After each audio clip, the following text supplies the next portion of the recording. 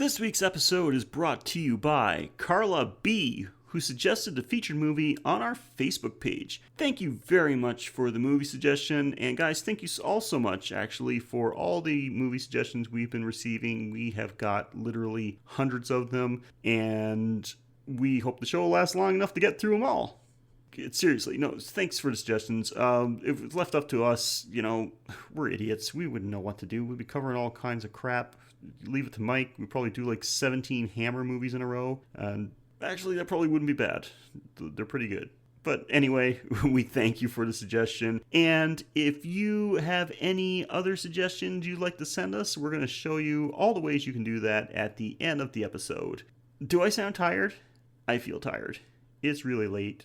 We started recording this episode so late, and it's just insane. Literally, I'm going to record this intro, and then I'm going to bed because, like I said, so late, so tired. Do you ever get so tired that you actually feel like you're in pain? That's me right now.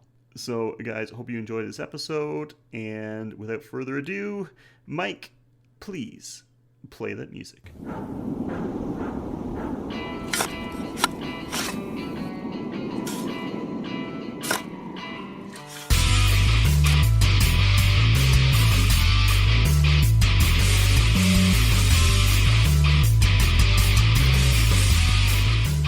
Welcome to episode 59, or 60 according to Mike, of the Graveyard Shift Horror Podcast, where each week we watch a movie from the horror category and break it down into the good, the bad, and sometimes the downright confusing.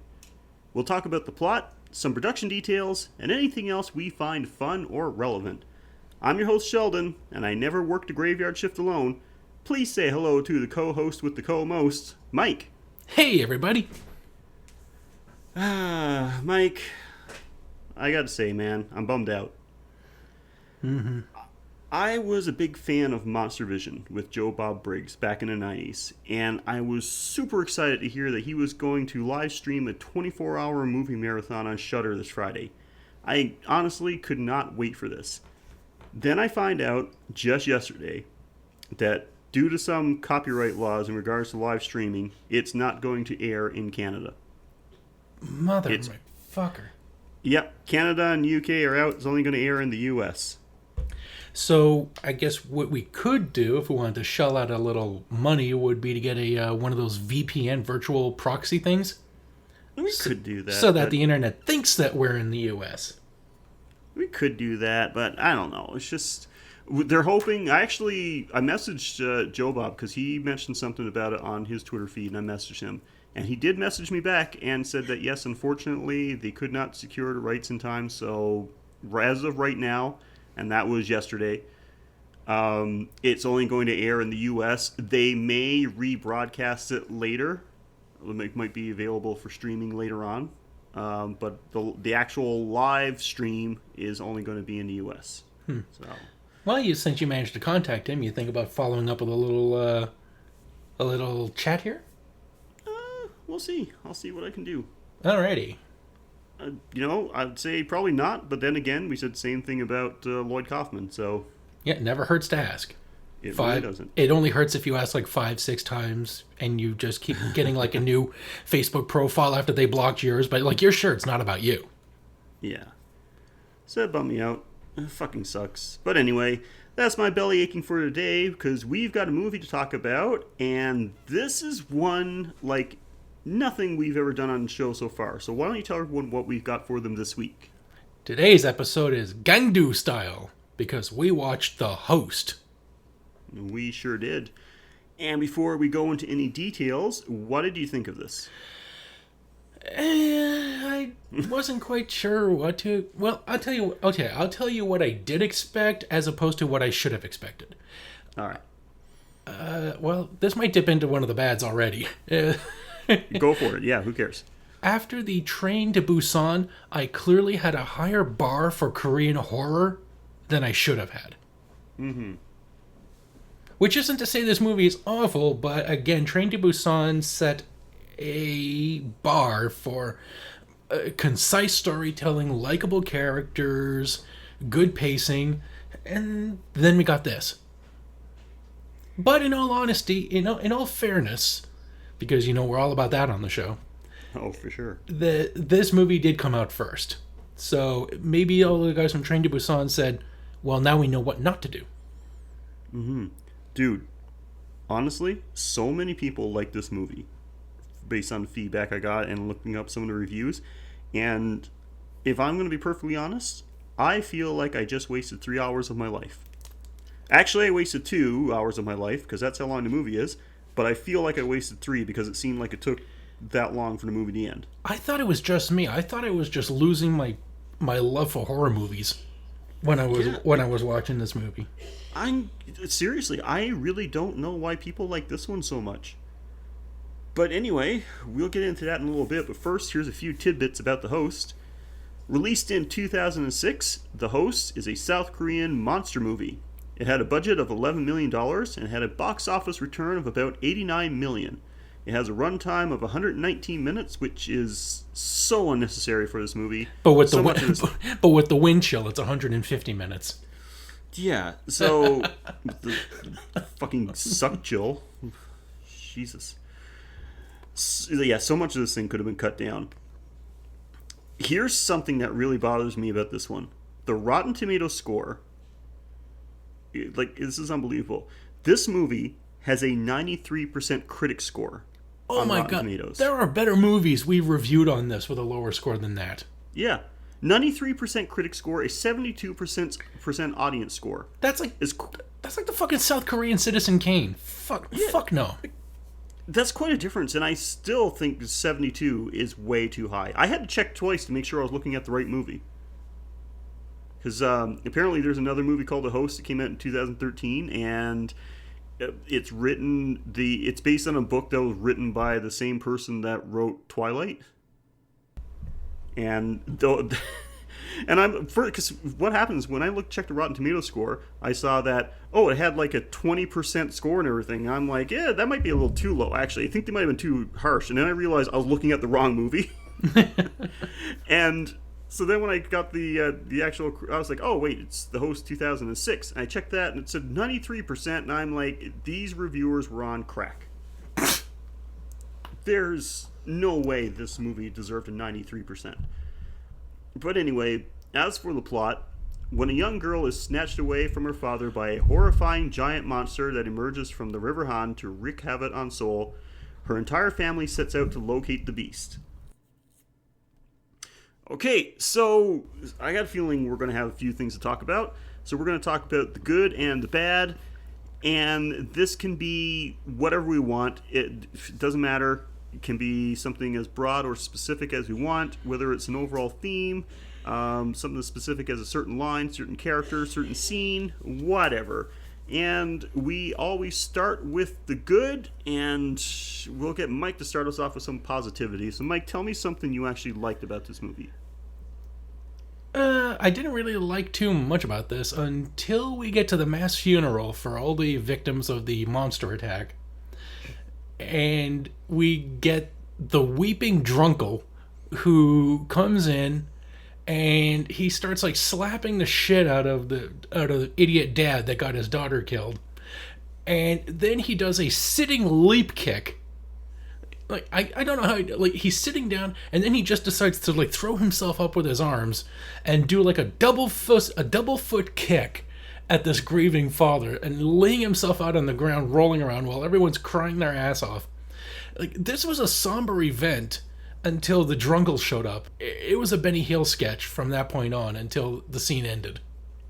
Yeah, I was going to mention that too, but in something completely different, so I'll talk about more on that later. So, first thing I have for the good is that it was at least somewhat of an original concept. And when I say that, I mean, of course, this is certainly not the first movie that, due to human interference with an environment, that there's some kind of mutation that goes on a rampage. I mean, that's old school stuff right there. That's old school monster movies. I just mean that it's the look of the monster is original. The way they did the story was something original. Like, it didn't play out like the typical monster movie. So I'll give them props for that, for trying a little bit of a different spin on the monster movie. So, kind of a weak one, but that's just the opener.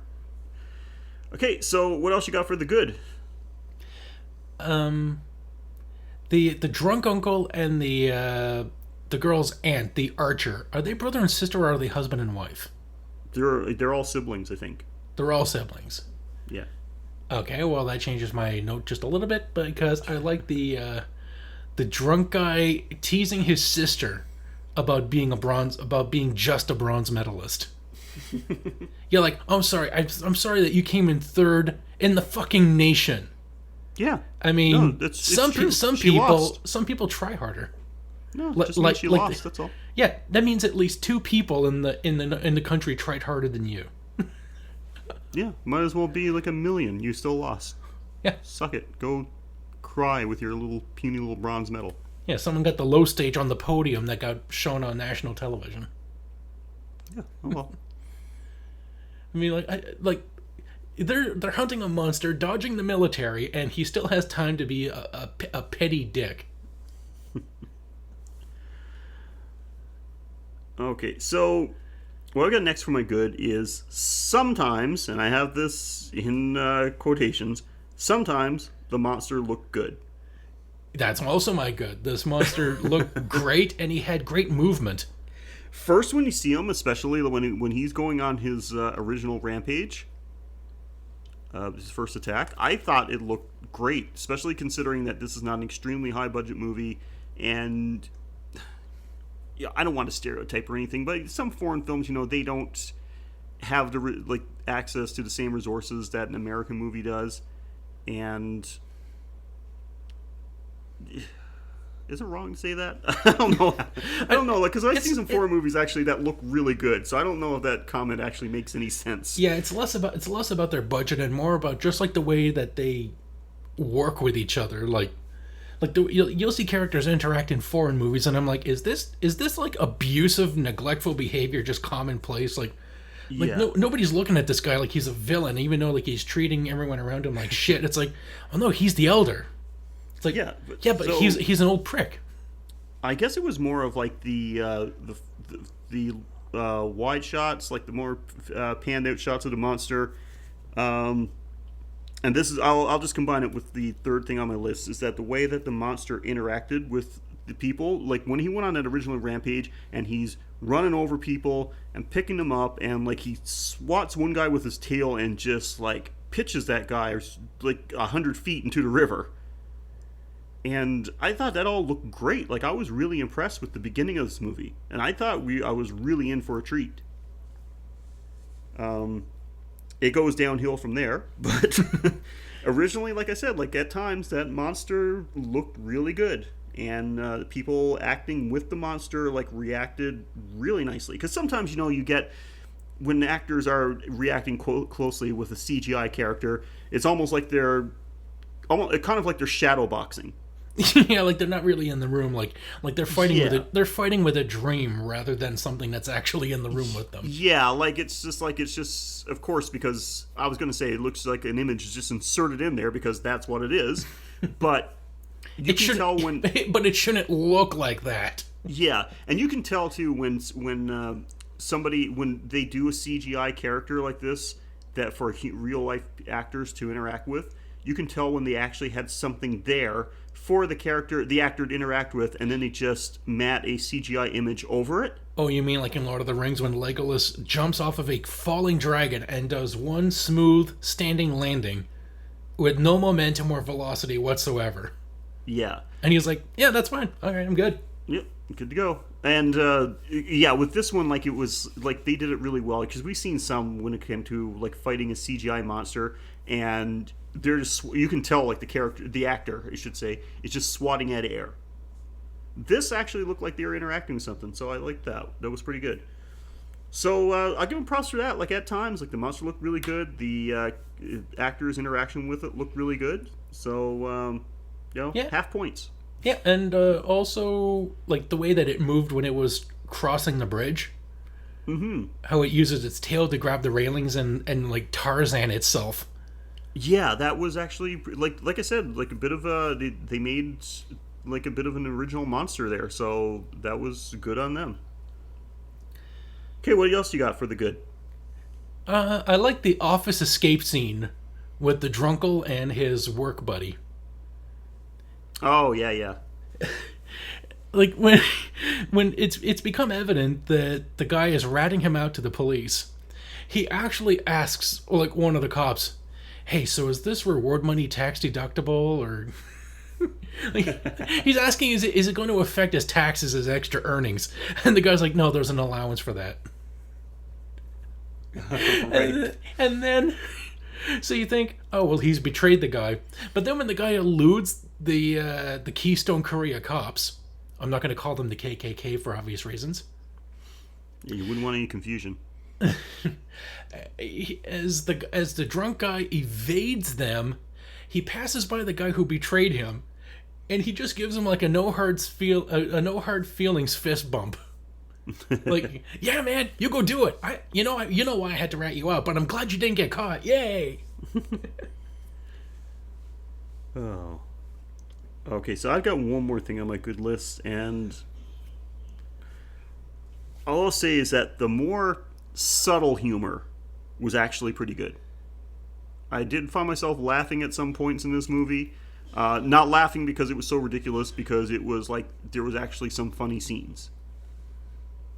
So, not bad. When they didn't try too hard to be funny, I actually was laughing. I was enjoying it. They tended to go overboard. Asian slapstick doesn't seem to transfer too well. No. At least with me, it seems. I don't want to Like say literally, childish, sometimes but Asian slapstick is slapping someone with a stick. yeah, and that's comedy to them. Of course, then again, last week's or the movie just before last week had a guy slapping someone silly with a broomstick. So, Yep, and that was pretty funny to me. So I guess it's all subjective. I guess so. But yeah, when they weren't trying too hard with the humor, I actually thought it was kind of funny. Like I was chuckling along to some parts. Some parts I was laughing really hard, but not because I thought it was so funny, because I thought it was so ridiculous. So we'll get to that. Do you have anything else for the good? Well, what you just said takes me to my final good of them being hilarious unintentionally. And that is the American doctor who, as soon as you get a close up of him, he's a cross-eyed James Woods. And you're not talking about the doctor at the beginning of the movie, the one that ordered the other guy to start dumping the formaldehyde. No, not that shitbag. I'm talking about like the guy who's just like, okay, listen, there's not really a virus going on here. Oh, him. Yeah, you sent me a screenshot of him. Yeah, cross-eyed James Woods, like young James Woods. Yep. I can see it. Yeah, so, like, how do you get to be a doctor of that age without getting some fucking glasses? Or contacts? I mean, he shows up like a goofy, wall-eyed motherfucker. Maybe and I'm he's like, this is the voice of authority? Maybe he's like my dog and goes cross-eyed when he's excited. So, just that guy. It's not really what he said or did. It's just, I'm making fun of the good way this guy looks. I'm judging the book by its cover. It's a goofy-looking cover. You're so vain. Okay. Bet I think this podcast's about me. All right, so if that's it for the good, then moving on to the bad, and I got a feeling there's going to be a few more entries, or maybe not, maybe just some more elaborated. Yeah, either that or we just got so desensitized with everything that we're just boiling the bads down. Exactly. All right, so I'm going to start off with the bad, and now I said for my good is that sometimes the monster looked good. Yeah, well, sometimes the monster looked fucking bad.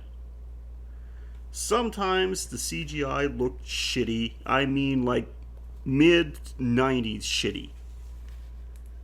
And I know there's some 90s CGI that's actually pretty good. It was good in cases when people had the money to spend on it. Yeah, we're not talking Jurassic Park 90s. But there's or Independence Day 90s. Yeah. There's some scenes with the monster, especially, like, close-up looks of it. And I'm talking about like PlayStation 1 video game graphics.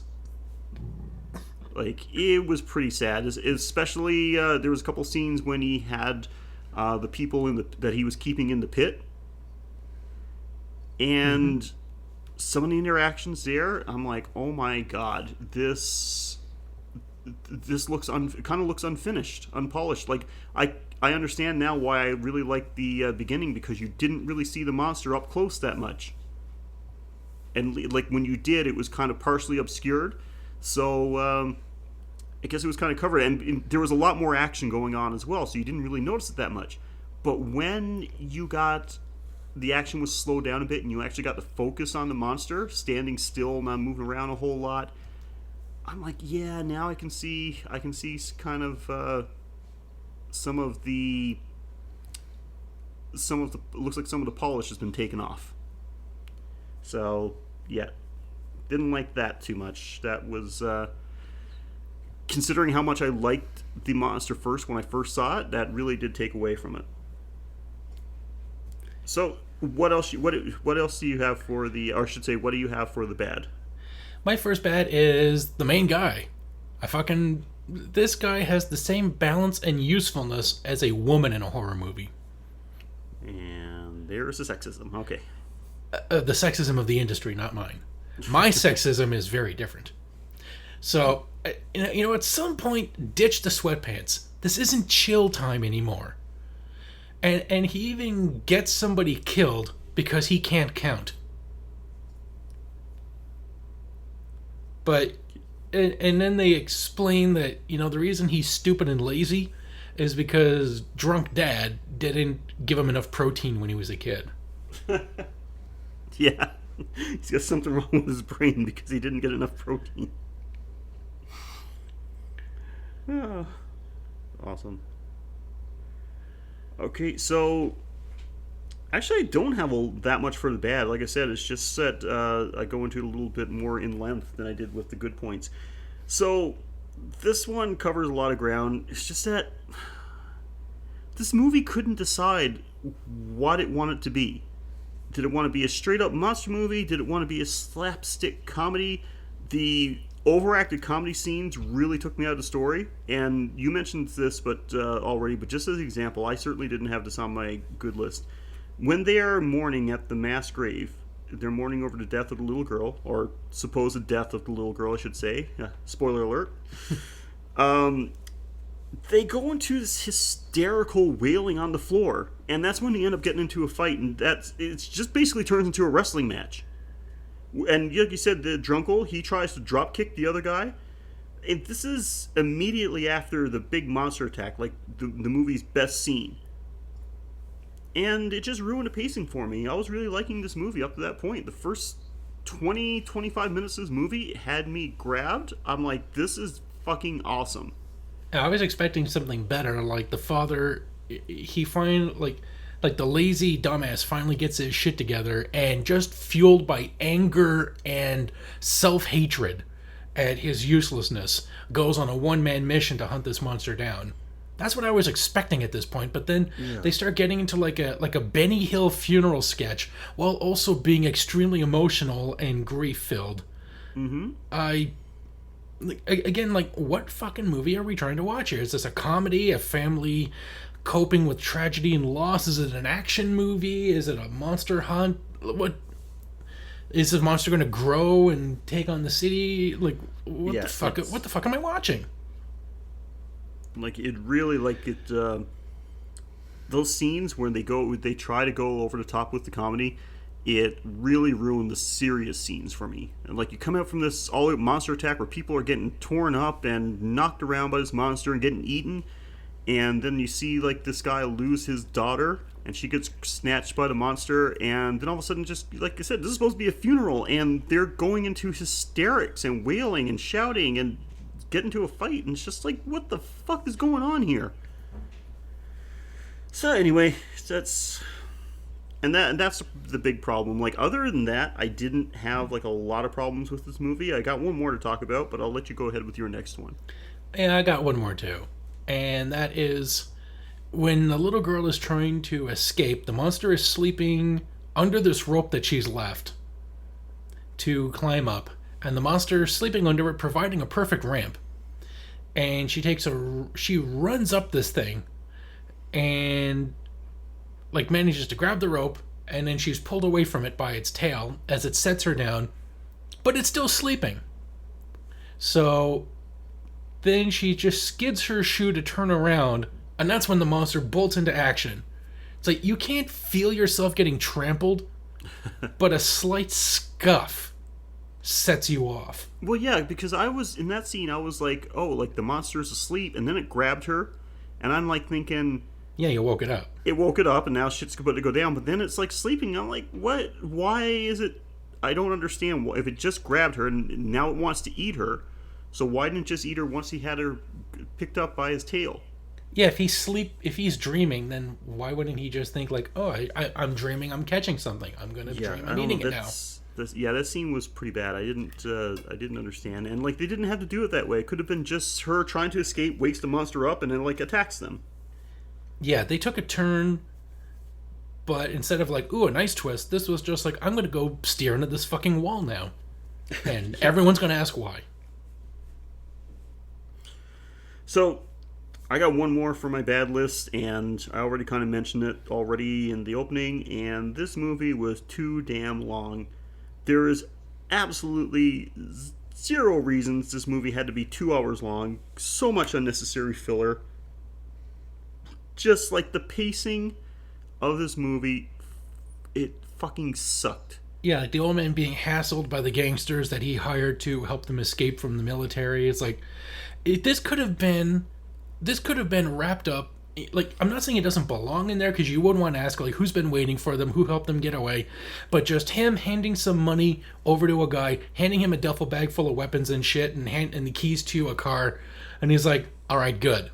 And that would have been fucking it. It's like, oh, great, he made a deal with some local, whatever the Korean Yakuza are, and that's all we need to know. Now they're on the fucking road looking for their kid.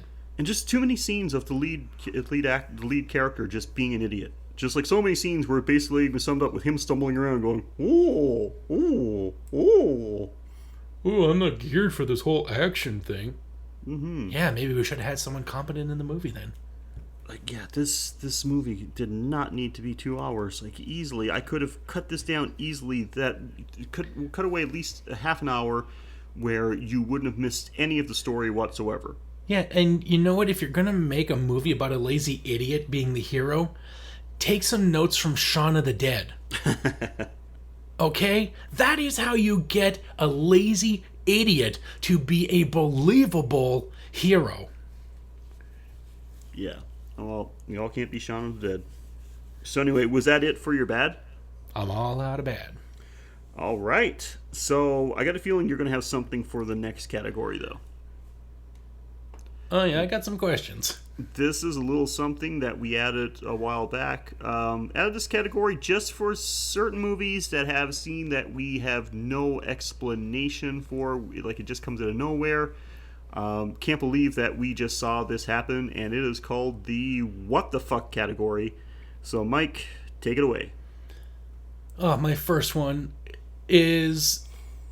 I wrote this down before I did some research, but I'm keeping it anyway because the research that justified it is its own what the fuck. And that's the formaldehyde bottle plot. In the beginning of the movie, this Korean mortician or coroner is ordered by his American superior that the formaldehyde bottles are dusty, so dump them. Yeah. Not the contents have been contaminated, the bottles are dusty. So instead of dusting the bottles, we are going to dump them all down the drain into the Han River. And like, they were so desperate for... I wrote this down, that they were so desperate for a premise that they needed a foreigner who overreacted, an American clean freak. And then when I looked up this movie, I found out that part was based on a fucking true story. What the fuck? Meta what the fuck? Yeah, I read that too. Did you notice too the American coroner that ordered the other guy to dump the formaldehyde is Herschel from The Walking Dead, Scott Wilson. Shit. This is pre-Walking Dead, of course. Oh man. As soon as I heard him speak, before I saw his face, I heard him speak, and I'm like, hey, I recognize that voice, and yeah, it's Scott Wilson. So that's my first what the fuck. Is that this was actually based on a true story without the monster element.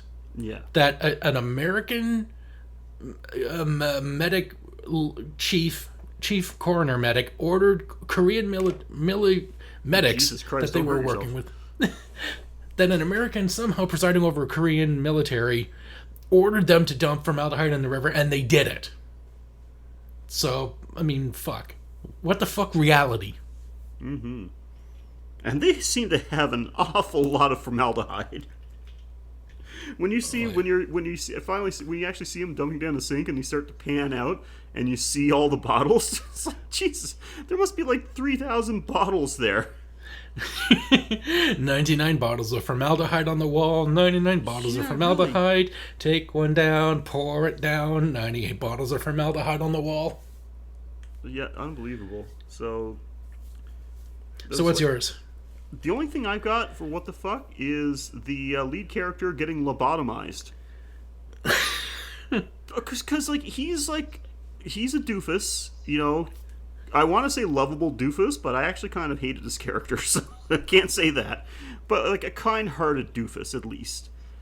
And, you know, the father, like you already mentioned about, he explains that the reason he's like this is because he didn't get enough protein when he was a kid, and it affected his brain somehow. Yeah, I was out partying, so this kid was stuck having to feed himself, and he just didn't get enough protein. Yeah. Okay.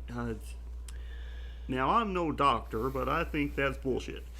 I'm no doctor, but I have seen one on TV.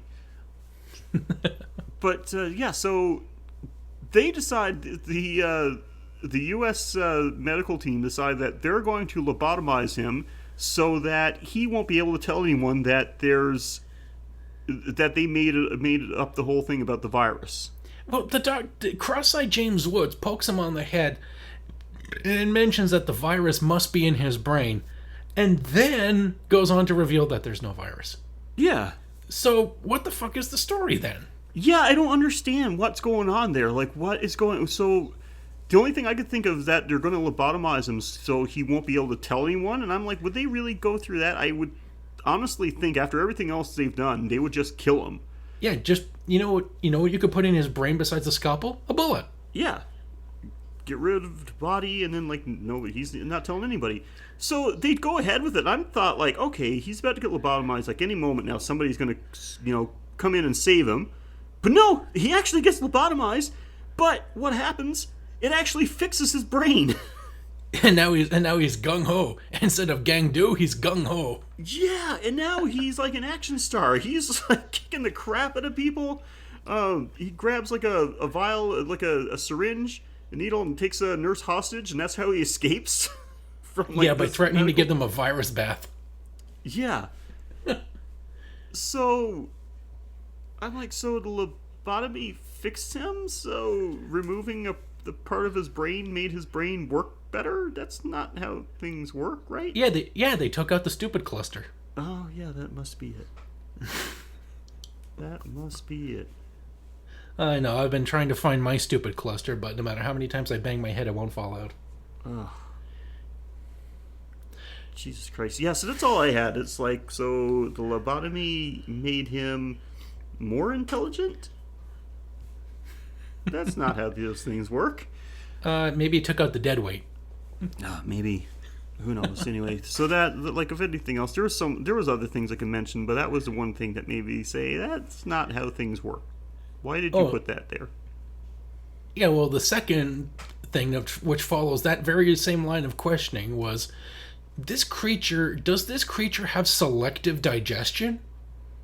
Because some people stay alive for hours in his belly to get puked up and stored away in the sewer, and then at one point when he goes back to the sewer, he barfs up what I can only imagine is he went through a fucking cemetery and hoovered up everything. Oh, I actually... He pukes out a mountain of bones and guts like a fucking owl.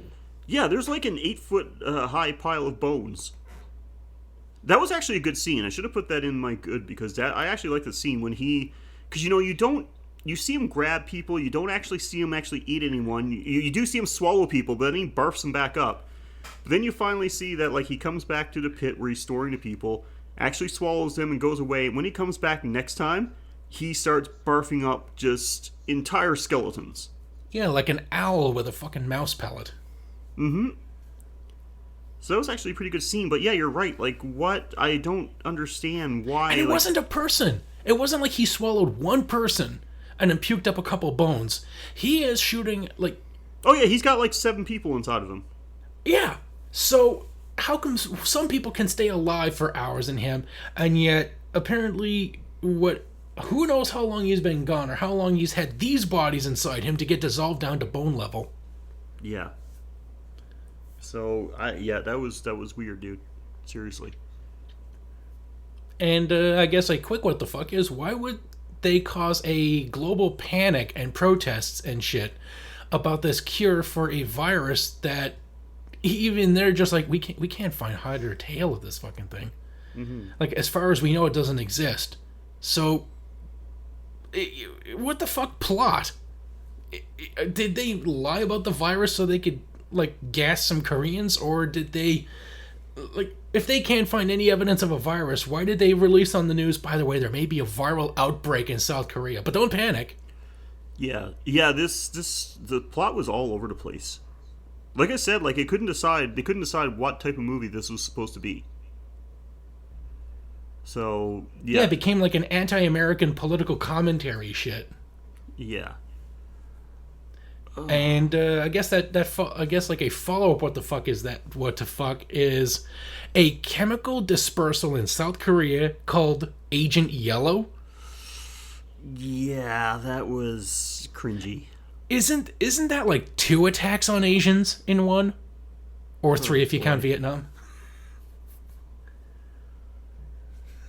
Yep, that's I'm not even going to talk about that. That's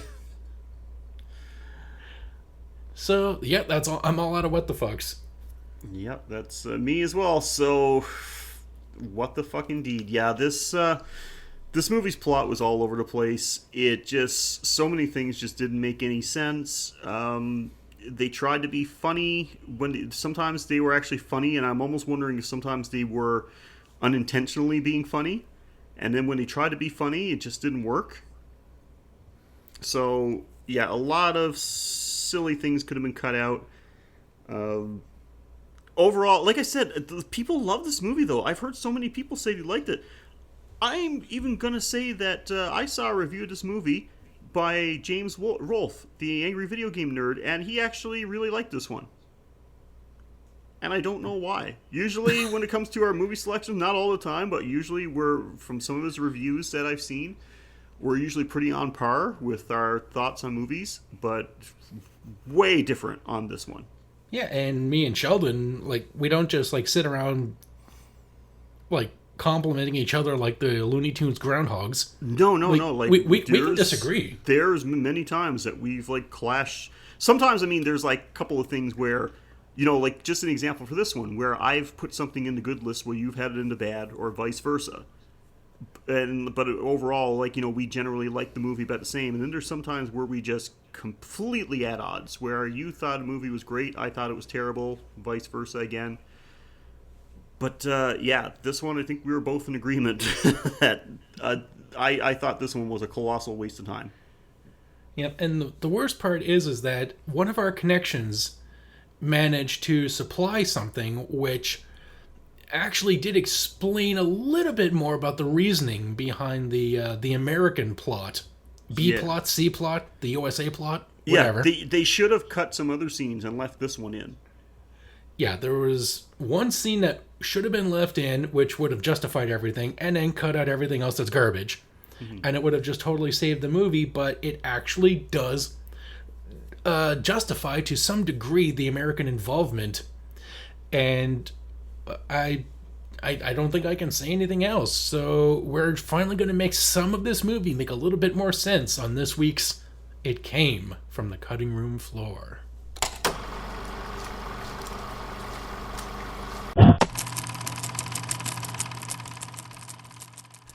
Sir! Sergeant Pepper, sir! At ease, Private Dancer.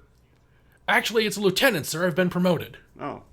Well, now, that completely ruins the joke, doesn't it? Whatever do you mean, sir? Nothing. Forget it. So what brings you here, sir? Gentlemen, we've got a message from the Eagle. Korea have been testing missiles, and we need to come up with some countermeasures. North Korea or South Korea, sir?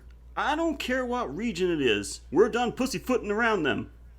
Well, it kind of matters. Who's the sergeant here? Yeah, I thought so. Okay, so what has our bioweapons division come up with? Well, we don't have a bioweapons division. What? But I saw guys in lab coats on my way in.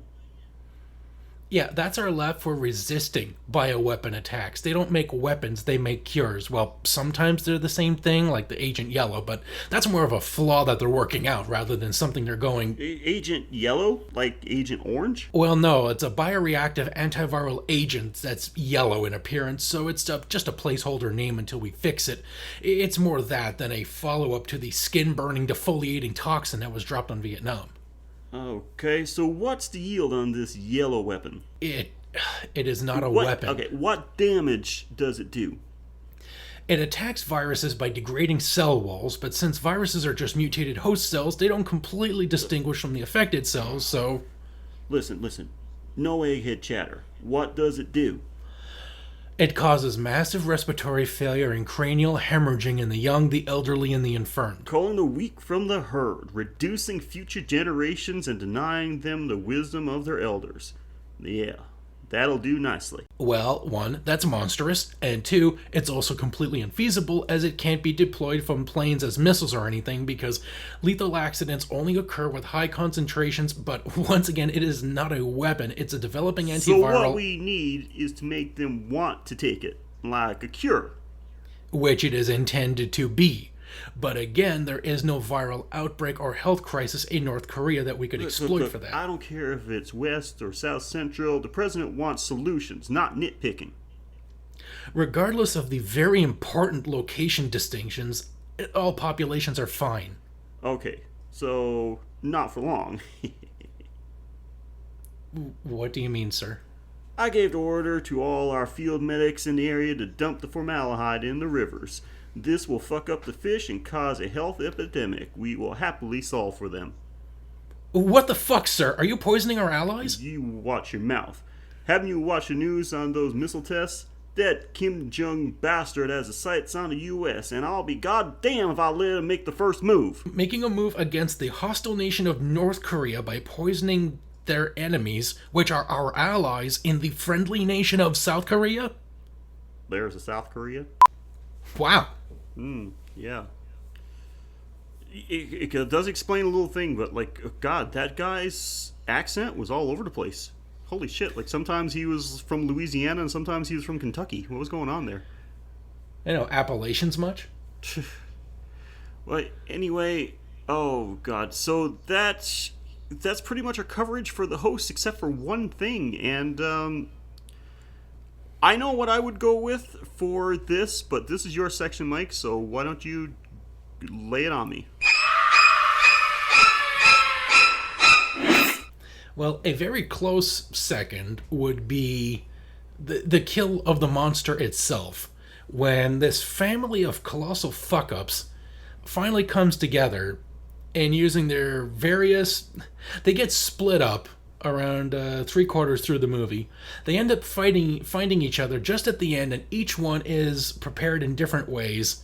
Like, one guy has found a whole bunch of bottles and made a Molotov cocktail. Like the drunkle has found that there's a second use for beer bottles. And the archer aunt, who finally has gotten over her choking when it comes to delivering a straight arrow. And the lazy dumb idiot has finally gained a little bit of strength, a lot more courage, and a heap ton of vitality. And they all gang up and beat the shit out of this monster while they're getting chemically dosed by the Korean military with the aid of Uncle Sam. And the way they kill this monster, each one contributing, it's pretty darn good. It's good, but my number one kill has to go to, and this is what I've written down, Gangbang forgets how to count and gets his dad killed with an empty shotgun.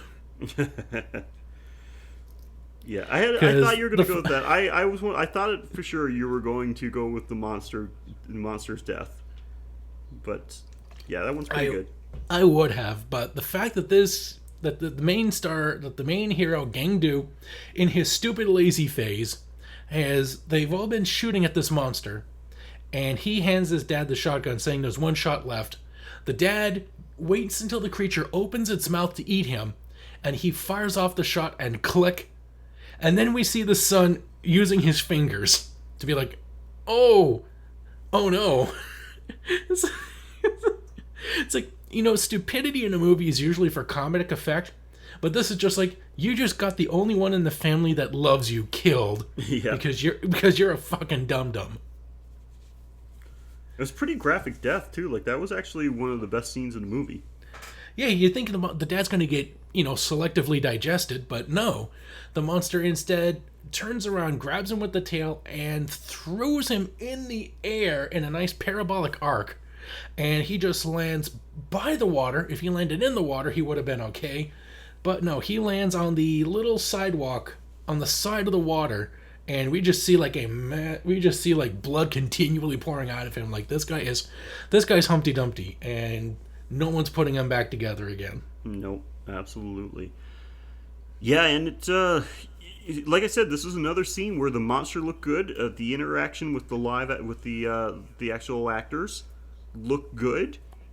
So these guys could do a good job. It's just sometimes you just flubbed. It was more of, I can be a little bit more forgiving for some of the scenes not looking great, but so it was nothing to do, like, my dislike for this movie had nothing to do with the actual look of it for the most part. Just the overall plot, like the writing, the story itself was just so many things so unnecessary. Yeah, this was like the second most needless dad death since Man of Steel. Absolutely. Yeah, so that is The Host. Overall, it's a good monster movie. Just for the monster alone, I think they did a great job when it came to the monster for the most part. I don't want to completely say, hey, don't bother with it, because I didn't really enjoy it that much. Because the reason why I didn't enjoy it is because just that there was so much unnecessary shit. If you just want to watch it just for the monster itself, then, if you're fine with that, then you might enjoy it. This is one that I won't be watching again. There's a lot of movies that we've covered on the show where I've put them into regular rotation. I've watched, at least willing to give them a second watch. This one, it's like, nah, it's not necessary. Yeah. Oh, there was one more thing. Did you know that they tried to make a video game out of this? Really? Yeah, it was supposed to be like a first-person shooter based on this movie, so I don't know if you're the lazy guy or if you're just like one of the military in a side story following this creature, but yeah, they tried to make a video game out of this, and it never did get developed, but it is getting developed? A sequel. Oh, really? Actually, a prequel. A prequel? Called The Host 2, and a prequel to this movie, which, had everything contained from the beginning to the end of the monster, so who knows, like, if this is going to be, like, something else gets developed, or we get to see the monster growing into this thing.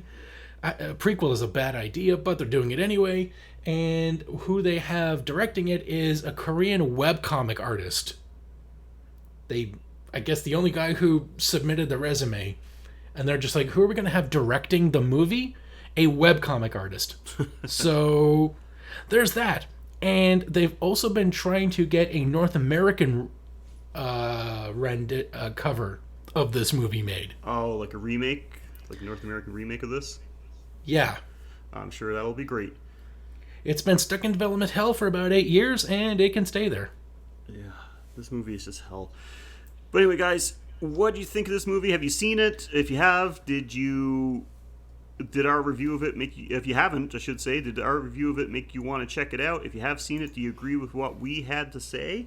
Well, we want to hear what you have to say, and as soon as I move my leg so it stops cramping up, ow, I've been sitting on my leg like this whole episode. But anyway, guys, if you want to let us know what you thought, then you have a few ways to do that. You can email us at graveyardshiftpod@gmail.com.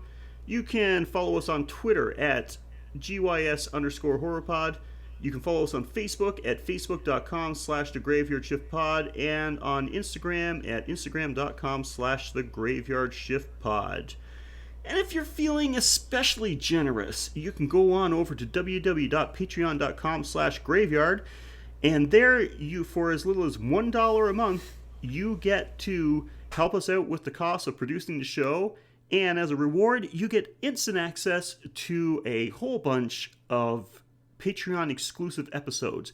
These are episodes that only our Patreon donors can listen to, and we do those a little different than what we do with the regular episodes. This is where we get to play around a little bit and cover some things, sometimes not even movies. We'll cover some horror TV shows, video games. The format's a little different. We usually go through the entire synopsis of movies that we cover, so check that out. But of course, we understand that not everybody has the money to give us money, but that is okay. You can still help us out a ton. First of all, you can go on over to iTunes and rate, review, subscribe if you're an Apple user. In the long run, that's really the best way to help us out, because that helps us get noticed with the more reviews and subscriptions we get. If you're not an Apple user, you can still, whichever way you're finding our show, there must be some kind of rating and reviewing system there, so please take advantage of that. If that's not possible, then you can share us on social media. Make sure that you share our episodes so that it will bring it'll get some attention from some other people you think might enjoy it, and share us by word of mouth. If you know somebody that you think might be interested in listening to us talk about horror movies, then tell them all about us and how they can find us. And Mike, other than the Graveyard Shift, what do you have going on in podcast land?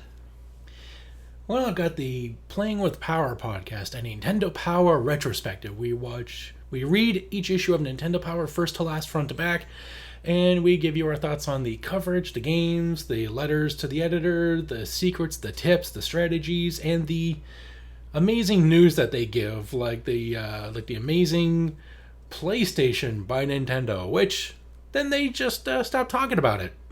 I wonder why.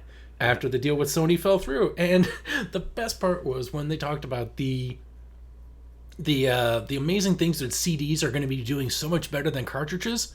And then when it became clear that, we're going to be doing a Nintendo 64, but you know what, CDs are great, but they just don't have the load times that cartridges do. So we're just going to this is why cartridges are better than CDs. It's so great to see in real time the 180s that they do whenever a great thing is coming out, and then you just forget, oh yeah, they kind of forgot about that. And then we also have the taste test on the same feed, which is just me and some other guys playing these old games rather than reading the game coverage magazine about them. And that's where the skits for this came from, because that's when I first started doing them. And then also we skits? got my... What are you talking about? Oh, so the very first podcast I did is now revived, and it is Technobabble on the Geek Fallout Productions Facebook, iTunes, wherever you get podcasts. Look for Geek Fallout Productions, and the Technobabble show is on there, as well as all the other shows that network used to do, but now they don't. The only new show is mine. Yay! I'm king of the mountain simply because I didn't die. Check them out. All good shows, and especially Playing with Power. Like that's great. That's like such a piece of nostalgia for me. Well, not so much now, because now you guys have moved into the issues of Nintendo Power that went beyond when I had a subscription. So these are all new to me. Like, it was a bit of nostalgia at first when I was you guys were going through issues that I actually owned. Now it's all kind of new to me, so I kind of like the way that, it seems like the magazine got progressively worse as it went on.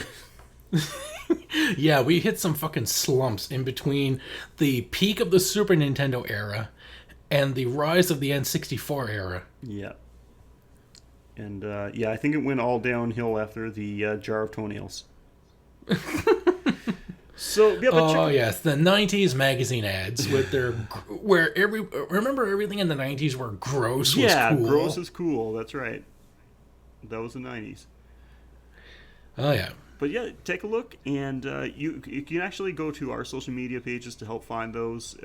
It's pretty simple. Like they're all kind of, I don't want to say they're all like linked, but like they're all kind of intertwined. If you find one of our social media pages, you can usually find the others. So check those out.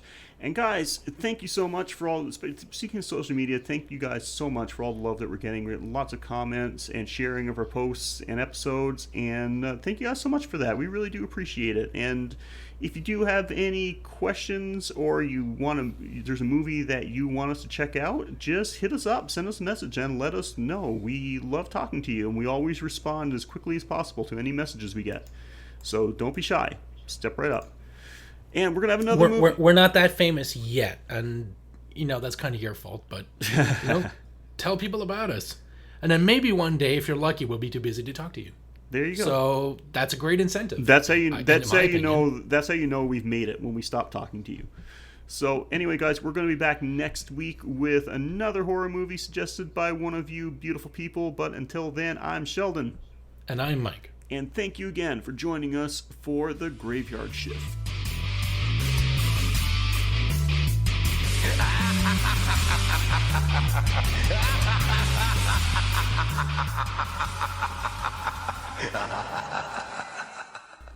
Culling the weak from the herd. Reducing. Fuck off. Reducing. Holy mackerel. Reducing. Suffering succotash.